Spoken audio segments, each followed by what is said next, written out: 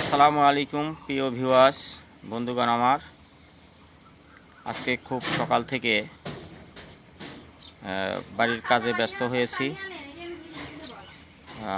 যেহেতু আমি খামারের কাজগুলো করব এজন্য নিজেই করতেছি। একটা ভাতিজা সহ আমি কাজগুলো শুরু করেছি। কিছু নোংরা জায়গা ছিল বাড়ির পাশেই, সেগুলো পরিষ্কার করা হইল। আরও কিছু কাজ করব। এখন লাগবে আমাদের কাঠের বাতি। আমরা এখন ফ্রেশ হয়ে কাঠের বাতি আনতে যাব। বাতি নিয়ে এসে চাচা ভাস্তা মিলে একটা ঘর রেডি করব।